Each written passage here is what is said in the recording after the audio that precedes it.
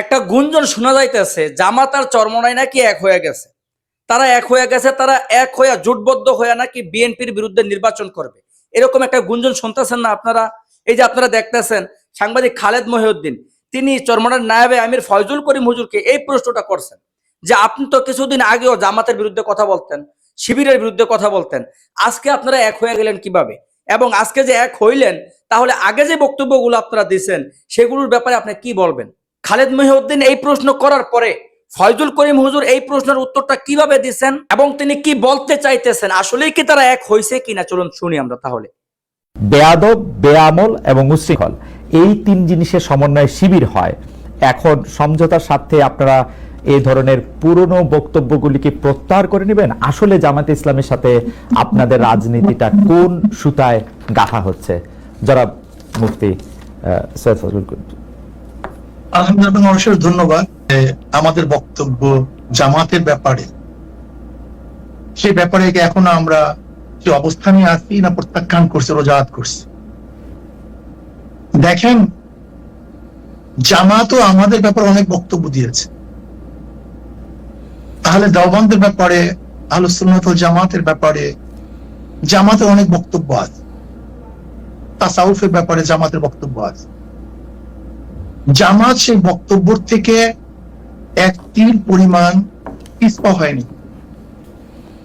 আর আমরাও বিগত দিনে যে বক্তব্য দিয়েছি এবং আমাদের মুরব্বীরা যে বক্তব্য দিয়েছেন তার থেকে আমরা এক চুল পরিমাণ এখন পর্যন্ত আপনার সাথে কথা বলা পর্যন্ত পিছপা হয়নি। প্রত্যেকের অবস্থানে আছে। এখন প্রশ্ন করতে পারেন এই অবস্থানে থেকে আপনারা তাদের সাথে বক্তব্য কিভাবে দিচ্ছেন, একই স্টেজে আসছেন কিভাবে, প্রশ্ন এখানে। আমি এটার উদাহরণ দিতে চাই। যেমন আমেরিকা ইরানের ব্যাপারে যে সিদ্ধান্ত নিয়েছে, সেই সিদ্ধান্ত থেকে আমেরিকা কোনো অবস্থায় পিছপা হয়নি। আবার ইরান আমেরিকার ব্যাপারে যে বড় শয়তান বলেছে, সেখান থেকেও কিন্তু ইরান কোনো অবস্থাতেই রোজাত করেনি, তার বক্তব্য প্রত্যাহার করেনি। কিন্তু তারপর কোন এক কারণে কিন্তু তাদের মধ্যে একটা সমঝোতা হয়েছে, যুদ্ধ বিরতি চুক্তি হয়েছে। ঠিক আমরাও মনে করি প্রত্যেকের অবস্থানে থেকে কোন এক বিষয়ের উপরে আমরা ঐক্যমত হতে পারি। ওকে, ধরে নেন আমরা 28 তারিখে যে সম্মেলন করেছি, সেখানে হিন্দু আসছে, বৌদ্ধ আসছে, খ্রিস্টান আসছে। তার মানে এই নয় যে খ্রিস্টান, বৌদ্ধ, হিন্দুরা তাদের আদর্শ বিসর্জন দিয়ে ইসলাম কবুল করে আমাদের মাঝে আসছে, ব্যাপারটা এরকম না। রাইট। বরং কোন বিষয়ের উপরে ঐক্যমত, সেই বিষয়ের উপরে তারা ঐক্যমত পোষণ করার জন্য এসছে। ওকে, ঠিক আমরাও মনে করি জামাত আমাদের ব্যাপারে যে আকীদা বা বিশ্বাস রাখে, যে বক্তব্য তাদের আছে, আমরাও জামাতের ব্যাপারে যে বক্তব্য দিয়েছে এবং যে আকীদা বিশ্বাস রাখি, সে প্রত্যেকের অবস্থানে আছে। ওকে, বাকি আগামী বাংলাদেশকে গড়ার জন্য, এই জাতিকে বাঁচাবার জন্য, ইসলাম দেশ মানবতা রক্ষার জন্য আমরা শুধু জামাত না, আমাদের ঘোষণা ছিল ইসলাম দেশ মানবতা। এই মূল তিন ভিত্তিতে যদি বামপন্থীরাও কেউ জোট করে, অ্যালায়েন্স করে, নির্বাচনের সমঝোতা করে, আমরা তাদের সাথে করতে রাজি। ওকে, এটি পরিষ্কার। অর্থাৎ মানে আপনি খুব চমৎকার করে বলেছেন যে অর্থাৎ আমেরিকা এবং ইরান যেরকম মত ভিন্নতা থাকা সত্ত্বেও তাদের মধ্যেকার আলাপ আলোচনা এবং সমঝোতা চলছে, সেমনিভাবে ইসলামী আন্দোলন এবং জামাতে ইসলামী আলোচনায় বসছে বা তাদের পরবর্তী রাজনৈতিক কার্যক্রম এগিয়ে নিচ্ছে। কিন্তু আপনাদের ডিফারেন্সটা ঠিকই আছে, এর থেকে এক চুলো আপনারা সরে আসেন নাই। তারাও মনে নেই, আমরাও মনে।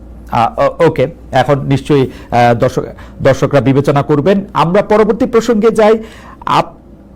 আমরা যখন অন্য দলের রাজনীতিবিদদের, বিশেষ করে সর্বশেষ আমরা যাদের সাথেই কথা বলেছি, অর্থাৎ এনসিপি বা তাদের সমন্বয়কদের, নেতাদের আইন নিয়ে যখন আমরা প্রশ্ন করি, তখন অনেকেই বলেন যে অন্য রাজনৈতিক নেতাদের বা রাজনৈতিক দলগুলিকে আমরা একই প্রশ্ন করি কিনা। তাই আমরা আপনাদেরও এই প্রশ্ন করতে চাই। সবশেষ এই শনিবার আপনারা রাজধানী ঢাকার সোহরাওয়ার্দী উদ্যানে যে বিশাল সমাবেশ করলেন, এ ধরনের আয়োজনের খরচ কিভাবে সংগৃহীত হয়? আপনি বা আপনারা কি নিজেদের ফুল টাইম রাজনীতিবিদ হিসাবে পরিচয় দেন, নাকি আপনারা পেশা হিসাবে কি উল্লেখ করেন? অর্থাৎ আপনাদের আয় রোজগারটা আসলে কিভাবে হয় জনাব মুফতি ফজল? যেমন ধরেন আমরা একজন দিনদার, আমি একজন মুসলমান, জি আমার মূল পরিচয় আমি একজন মুসলমান। জি মুসলমানের কাজ হলো দাওয়াত। হুম। কাদের মাঝে দাওয়াত দেবো? ফিজাতিন নাস, হুম গোটা মানবের কাছে দাওয়াত দেওয়া আমাদের দায়িত্ব। হুম এক কথা, যেহেতু আমি মুসলমান, ইসলাম পালন করা আমার দায়িত্ব। ইসলামের মধ্যে যাহা কিছু আছে সবকিছুই পালন করব।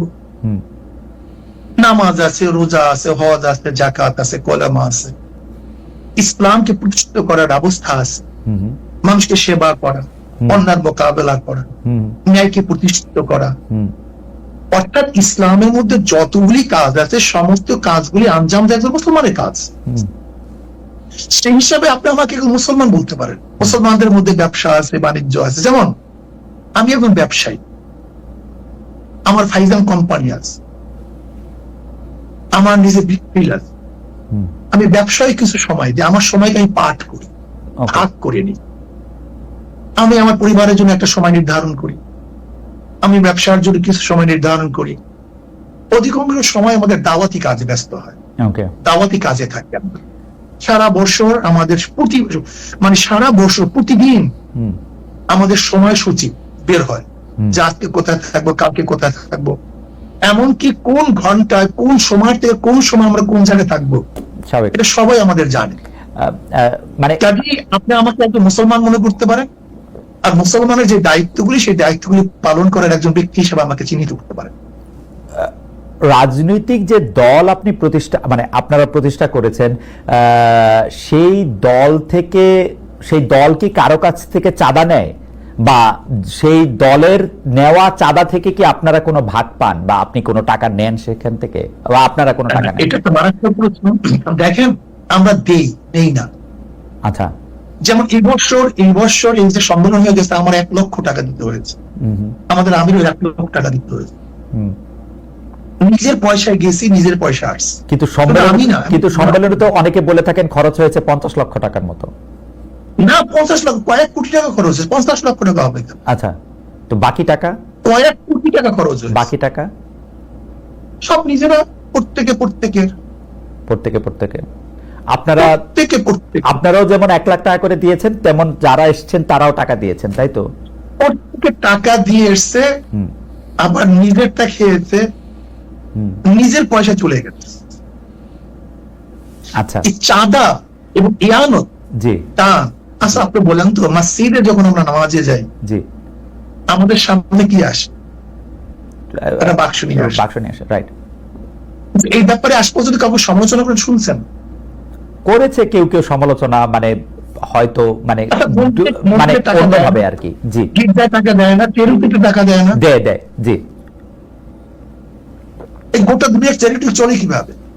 তাই চলে না। আমাদের প্রশ্ন, কারণ বাংলাদেশে কেউ কিন্তু এই ব্যাপার শোনেন, আপনি যদি আমার থেকে 10 টাকা দেন, আপনি যদি আমাকে 10 টাকা হাতিয়ে দেন, এমনি দেন, আর যদি 10 টাকা আপনার থেকে জোর করে নেই, এই 2 টাকার মধ্যে পার্থক্য আছে। অবশ্যই পার্থক্য আছে। পার্থক্য নেই এখানে। দাঁড়া হুজুর, আপনি আমার অজ্ঞতা ক্ষমা করবেন। আমি জোর করা দূরে থাক, দাদা জোর করার দূরে থাক, আমি এরকম বহু লোককে জানি যারা পীর সাহেব চরমনাইকে টাকা দেওয়ার জন্য কিভাবে টাকা দিবেন, কোন ভাবে আপনাদের একটু দেখা পাবেন, তার জন্য তারা এক ধরনের অনেক আমি কি বলবো, পাগল শব্দটা আমি বলতে চাই না, অনেক অস্থিরতার মধ্যে তারা থাকেন। সুতরাং আপনারা জোর করে নিবেন সেটা আমি বলি নাই। আমি শুধু জানতে চেয়েছি যে এই ভক্তরা বা যারা আপনাদের অনুসারী তারা যে টাকা দেয়, সেইখান থেকে আপনারা কোনো টাকা নেন কিনা, সে পার্টির প্রধান হিসাবে, একটা ব্যক্তিগত দল, জি, যদি কেউ ব্যক্তিগত হাদিয়া দেয় সেটা আমরা গ্রহণ করি। আচ্ছা, কিন্তু মাদ্রাসা, মসজিদ, সংগঠনের জন্য যে চাঁদা তোলা হয়, সেই টাকার মধ্যে আমাদের মধ্যে আসমান জমিন ফরক, বিশাল ওয়াল। ওকে, যে টাকাটা আপনাদের নামে দেওয়া হয় সেইটা আপনারা নেন, যে টাকাটা মসজিদ, না আমি কোনো আমাদের বাক্স নেই। আচ্ছা, যে আমাদেরকে হাদিয়া দেয়, আচ্ছা, মোহাব্বত করে দেয়। আচ্ছা, যেমন সন্তান বাবাকে দেয়, ছাত্র উস্তাদকে দেয়, যেদিকে আমরা প্রেজেন্টেশন বলি, তোহফা বলি, হাদিয়া বলি, এই শব্দগুলি ভিন্ন। অনেকে বলেন যে না, আমি এটা পরিষ্কার হচ্ছে, অনেকে বলেন যে আপনাদেরকে যে হাদিয়া দেওয়া হয় সেটার কোনো গুণাগুন্তি নাই, সেটাকে একটা বিপুল পরিমাণ টাকা, মানে লাইক আপনারা কি টাকাটা কখনো ডিক্লেয়ার করেন? এই টাকাটা কি ট্যাক্সেবল, মানে আপনারা ঘোষণা করেন কখন আপনাদের আয় হিসাবে? না, আমাদের আয় হিসাবে তো আমাদের ঘোষণা করার কিছু নাই। আচ্ছা, আমাদের আয় ঘোষণা করার তো ব্যাপার না। ওকে। যদি এইটা ঘোষণা করার প্রয়োজন থাকতো হুম, তাহলে আমরা ঘোষণা করতাম। আচ্ছা, আমাদের যেরকম আয় আছে সেরকম ব্যয় আছে, ওকে ওকে আমাদের খরচও সেইভাবে আছে। ওকে। এখন আমার প্রশ্ন হলো যে আপনাকে যদি কেউ হাদিয়া দেয় সেটাকে সরকারকে জানাতে হবে কিনা, ধরে নেন অল অফার, বা আপনাকে জানাতে হবে কিনা। ওকে, আমি এই ব্যাপারে পরিষ্কার। আমরা এখানে আরেকটা কথা বলি, এই যে চরমোনাই মাহফিল হয়, জি, এই চরমোনাই মাহফিলের সমস্ত খরচ মাহফিলের মাদ্রাসার, সমস্ত আয় মাদ্রাসার, খরচ এখান থেকে আচ্ছা, সব মাদ্রাসা, ওকে। এখান থেকে আমার আমাদের এক পয়সা কানা করি আমরা নেইও না, বরং কোনো সন্দেহ যদি হয় সেটা মাদ্রাসা আমরা দান করি। আচ্ছা, পরের প্রসঙ্গে আসি। 5 আগস্টে পট পরিবর্তনের পরে অনেকেই পরিবারতন্ত্রের